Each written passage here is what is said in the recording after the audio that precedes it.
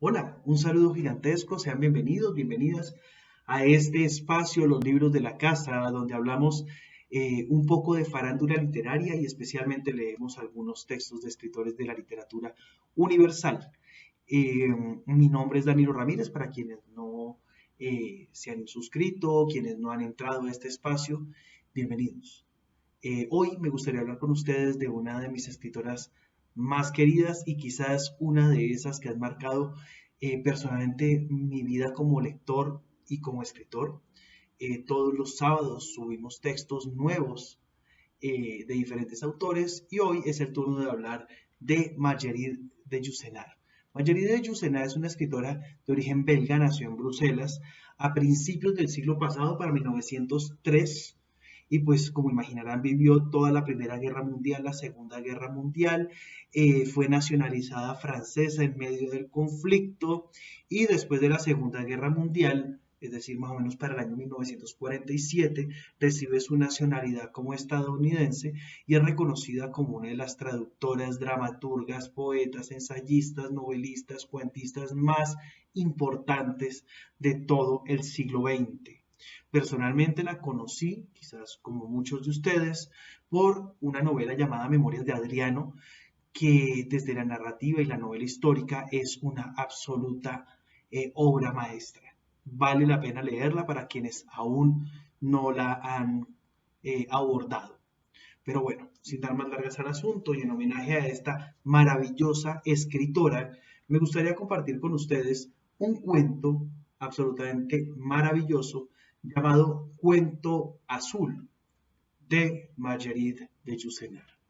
Y el cuento dice de la siguiente manera. Los mercaderes procedentes de Europa estaban sentados en el puente, de cara a la mar azul, en la sombra color índigo de las velas remendadas de retazos grises. El sol cambiaba constantemente de lugar entre los cordajes y, con el balanceo del barco, parecía estar saltando como una pelota que rebotara por encima de una red de mallas muy abiertas. El navío tenía que virar continuamente para evitar los escollos. El piloto, atento a la maniobra, se acariciaba el mentón azulado. Al crepúsculo, los mercaderes desembarcaron en una orilla embaldosada de mármol blanco. Vetas azuladas surcaban la superficie de las grandes losas que antaño fueran revestimiento de templos. La sombra que cada uno de los mercaderes arrastraba tras de sí por la calzada, al caminar en el sentido del ocaso, era más alargada, más estrecha y no tan oscura como en pleno mediodía. Su tonalidad, de un azul muy pálido, recordaba a la de las ojeras que se extienden por debajo de los párpados de una enferma. En las blancas cúpulas de las mezquitas espejeaban inscripciones azules, cual tatuajes en un seno delicado. De vez en cuando, una turquesa se desprendía por su propio peso del artesonado y caía con un ruido sordo sobre las alfombras de un azul muelle y descolorido. Se levantó la luna y emprendió una danza errática como un espíritu endiablado entre las tumbas cónicas del cementerio. El cielo era azul, semejante a la cola de escamas de una sirena, y el mercader griego encontraba en las montañas desnudas que bordeaban el horizonte un parecido con las grupas azules y rasas de los centauros. Todas las estrellas concentraban su fulgor en el interior del palacio de las mujeres. Los mercaderes penetraron en el patio de honor para resguardarse del viento y del mar, pero las mujeres, asustadas, se negaban a recibirlos y ellos se desollaron en vano las manos a fuerza de llamar a las puertas de acero relucientes como la hoja de un sable. Tan intenso era el frío que el mercader holandés perdió los 5 dedos de su pie derecho. Al mercader italiano le amputó los dedos de la mano derecha una tortuga que él había tomado, en la oscuridad, por un simple cabujón de lapislázuli. Por fin, un negrazo salió del palacio llorando y les explicó que, Noche tras noche, las damas rechazaban su amor por no tener la piel suficientemente oscura. El mercader griego supo congraciarse con el negro mercader al regalo de un talismán hecho de sangre seca y de tierra de cementerio. Así es que el nubio los introdujo en una gran sala, color ultramar, y recomendó a las mujeres que no hablaran demasiado alto para que no despertaran los camellos en su establo, y no se alterasen las serpientes que chupan la leche del claro de luna. Los mercaderes abrieron sus cofres ante los ojos ávidos de las esclavas, en medio de dolorosos humos azules, pero ninguna de las damas respondió a sus preguntas y las princesas no aceptaron sus regalos. En una sala revestida de dorados, una china, ataviada con un traje anaranjado, los tachó de impostores, pues las sortijas que le ofrecían se volvían invisibles al contacto de su piel amarilla. Ninguno advirtió la presencia de una mujer vestida de negro, sentada en el fondo de un corredor, como le pisaban sin darse cuenta los pliegues de su falda. Ella los maldijo invocando al cielo azul en la lengua de los tártaros, invocando al sol en la lengua turca e invocando la arena en la lengua del desierto. En una sala tapizada de telas de araña, los mercaderes no obtuvieron respuesta de otra mujer vestida de gris que sin cesar se palpaba para estar segura de que existía. En la siguiente sala, color grana, los mercaderes huyeron a la vista de una mujer vestida de rojo que se desangraba por una ancha herida abierta en el pecho, aunque ella parecía no darse cuenta, ya que su vestido no estaba ni siquiera manchado. Pudieron al cabo refugiarse en el ala donde estaban las cocinas, y allí deliberaron acerca del mejor medio para llegar hasta la caverna de los zafiros. Constantemente los molestaba el trajín de los aguadores, y un perro sarnoso fue a lamer el muñón azul del mercader italiano, el que había perdido los dedos. Al fin vieron aparecer por la escalera de la bodega a una joven esclava que llevaba hielo granizado en un ataifor de cristal turbio. Lo depositó sin mirar dónde, sobre una columna de aire, para dejarse las manos libres y poder saludar levantándolas hasta la frente, donde llevaba tatuada la estrella de los magos. Sus cabellos azul negros fluían desde las sienes hasta los hombros. Sus ojos claros miraban el mundo a través de dos lágrimas, y su boca no era sino una herida azul. Su vestido color lavanda, de fina tela desteñida por hartos lavados, estaba desgarrado en las rodillas, pues la joven tenía por costumbre prosternarse para rezar, y lo hacía constantemente.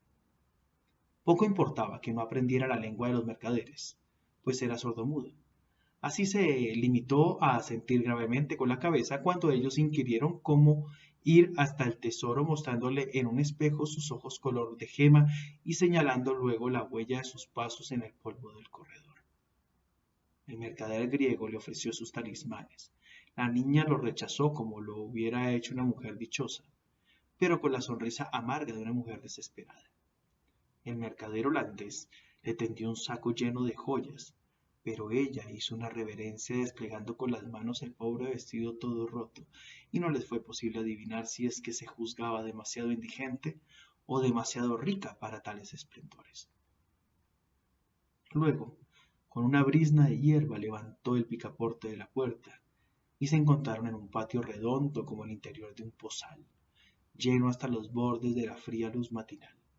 La joven se sirvió de su dedo meñique para abrir la segunda puerta que daba a la llanura, y, uno tras otro, se encaminaron hacia el interior de la isla por un camino bordeado de matas de aloe. Las sombras de los mercaderes iban pegadas a sus talones, cual 7 víboras pequeñas y negras, en tanto que la muchacha estaba desprovista de toda sombra, lo que les dio que pensar si no sería un fantasma. Las colinas, azules a distancia, se volvían negras, pardas o grises a medida que se aproximaban.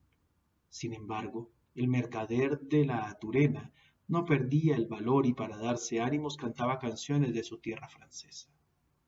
El mercader castellano recibió por 2 voces la picadura de un escorpión y sus piernas se hincharon hasta las rodillas y cobraron un color de berenjena madura, pero no parecía sentir dolor alguno e incluso caminaba con el paso más seguro y más solemne que los otros, como si estuviera sostenido por 2 gruesos pilares de basalto azul. El mercader irlandés lloraba viendo cómo gotas de sangre pálida perlaban los talones de la muchacha que andaba descalza sobre cascos de porcelana y de vidrios rotos. Cuando llegaron al sitio, tuvieron que arrastrarse de rodillas para entrar a la caverna, que no abría al mundo más que una boca angosta y agrietada. La gruta era, sin embargo, más espaciosa de lo que hubiera podido esperarse. Y, así que sus ojos hubieron hecho buenas migas con las tinieblas, descubrieron por doquier fragmentos de cielo entre las fisuras de la roca. Un lago muy puro ocupaba el centro del subterráneo, y cuando el mercader italiano lanzó una cuija para calcular la profundidad, no se la oyó caer, pero se formaron pompas en la superficie, como si una sirena bruscamente desesperada hubiera expelido todo el aire que llenaba sus pulmones. El mercader griego empapó sus manos ávidas en aquella agua y las sacó teñidas hasta las muñecas, como si se tratara de una tina hirviendo de una tintorera. Mas no logró apoderarse de los zafiros que bogaban, cual flotillas de nautilos, por aquellas aguas más densas que las de los mares. Entonces, la joven deshizo sus largas trenzas y sumergió los cabellos en el lago. Los zafiros se prendieron en ellos como en las mallas sedosas de una oscura red. Llamó primero al mercader holandés, que se metió las piedras preciosas en las calzas. Luego al mercader francés, que se llenó del chapeo de zafiros.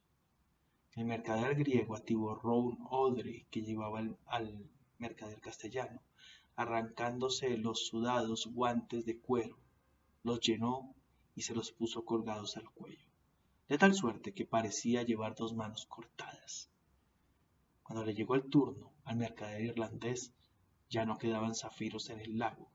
La joven esclava se quitó un colgante de abalorios que llevaba y por señas le ordenó que se lo pusiera sobre el corazón. Salieron arrastrándose de la caverna y la muchacha pidió al mercader irlandés que le ayudara a rodar una gruesa piedra para cerrar la entrada. Luego colocó un precinto confeccionado con un poco de arcilla y una hebra de sus cabellos. El camino se les hizo más largo que a la ida por la mañana. El mercader castellano, que empezaba a sufrir a causa de sus piernas emponzoñadas, se tambaleaba y blasfemaba invocando el nombre de la Madre de Dios.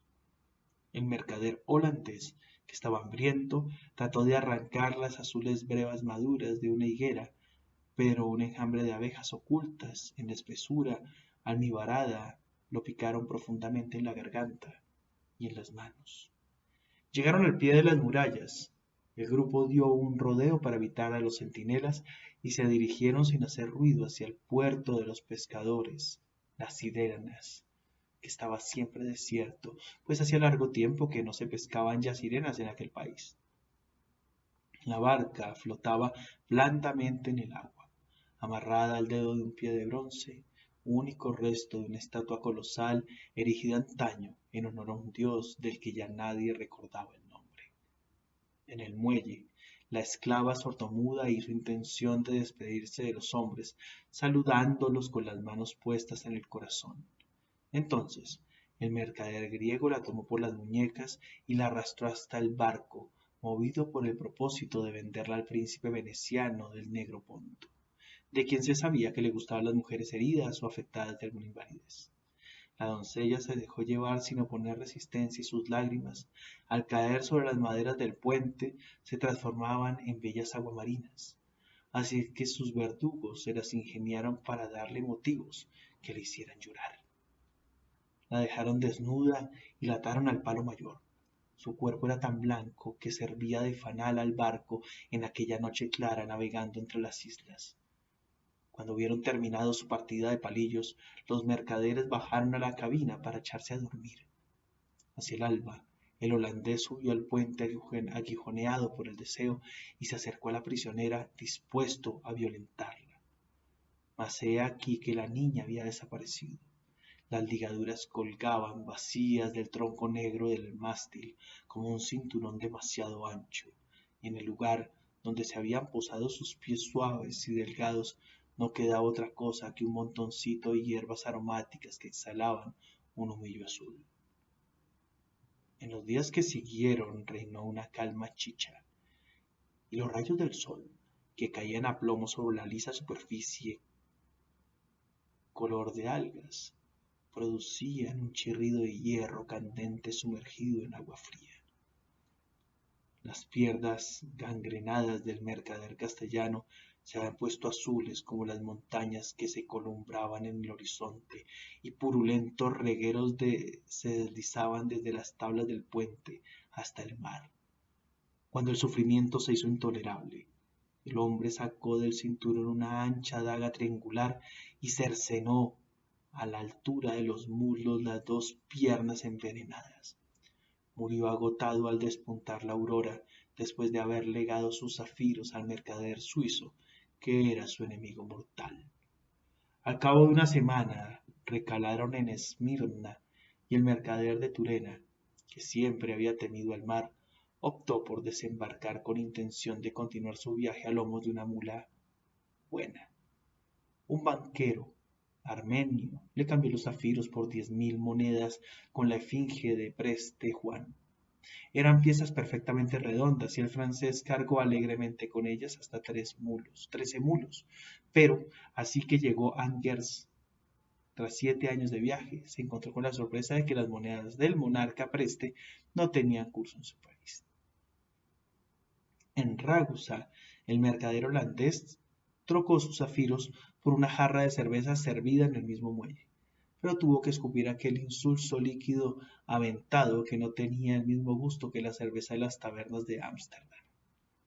El mercader italiano desembarcó en Venecia con el propósito de hacerse proclamar dogo, mas pereció asesinado al día siguiente de sus nupcias con la laguna. En cuanto al mercader griego, se le ocurrió atar los zafiros a un cabo largo y suspenderlos en el costado de la barca, esperando que el contacto con las olas fuera benéfico para su hermoso color azul. Al mojarse, las gemas se volvieron líquidas y apenas si añadieron al tesoro del mar unas pocas gotas de agua transparente. El hombre se consoló pescando peces y asándolos al rescoldo de la ceniza. Un atardecer, al cabo de 27 días de navegación, el barco fue atacado por un corsario. El mercader de Basilea se tragó sus zafiros para sustraerlos de la avaricia de los piratas y murió de atroces dolores de entrañas. El griego se echó al mar y fue recogido por un delfín que lo condujo hasta Tinos. El irlandés, molido a golpes, fue dejado por muerto en la barca entre los cadáveres y los sacos vacíos. Nadie se tomó la molestia de quitarle el colgante de falsas piedras azules que no tenía ningún valor. 30 días más tarde, la barca a la deriva entró por sí misma en el puerto de Dublín y el irlandés echó pie a tierra para mendigar un pedazo de pan. Estaba lloviendo. Los tejados oblicuos de las casas bajas sugerían grandes espejos destinados a captar los espectros de la luz muerta. La calzada desigual se encharcaba más y más. El cielo, de un parduzco sucio, parecía tan cenagoso que ni los ángeles le hubieran atrevido a salir de la casa de Dios. Las calles estaban desiertas. El puesto de un mercero ambulante que vendía calcetines de lana cruda y cordones para los zapatos, se veía abandonado al borde de una acera debajo de un paraguas abierto. Los reyes y los obispos, esculpidos en el pórtico de la catedral, no hacían nada para impedir que cayera la lluvia sobre sus coronas o sus mitras, y la Magdalena recibía el agua en sus senos desnudos. El mercader, todo desalentado, fue a sentarse bajo el pórtico junto a una joven mendiga, tan pobre que su cuerpo, azulenco de frío, se veía a través de los desgarrones de su vestido gris. Sus rodillas se entrechocaban ligeramente. Sus dedos, cubiertos de sabañones, apretaban un mendrugo de pan. El mercader le pidió por el amor de Dios que se lo diera, y ella se lo tendió en el acto. El mercader hubiera querido regalarle el colgante de abalorios azules, puesto que no tenía ninguna otra cosa que ofrecer, mas en vano buscó en sus bolsillos, alrededor de su cuello, entre las cuentas de su rosario. No hallándolo, se echó a llorar desconsolado. No poseía ya nada que pudiera recordarle el color del cielo y la tonalidad del mar en donde había estado a punto de perecer. Suspiró profundamente y, como el crepúsculo y la fría niebla se espesaban en derredor, la muchachita se apretujó contra él para darle calor. El hombre le hizo preguntas acerca del país, y ella le contestó en el tosco dialecto del pueblo que dejara antaño, siendo aún muy chico. Entonces apartó los cabellos desgreñados que cubrían el rostro de la mendiga, pero tan sucio estaba que la lluvia iba trazando en él regueritos blancos, y el mercader descubrió horrorizado que la niña era ciega y que una siniestra nube velaba el ojo izquierdo. No dejó por ello, sin embargo, de posar su cabeza en aquellas rodillas mal cubiertas de harapos y se durmió sosegado. El ojo derecho, que había visto privado de mirada, era milagrosamente azul. Y ya con esto vamos cerrando los libros de la casa por hoy. Muchas gracias y nos vemos en la próxima ocasión.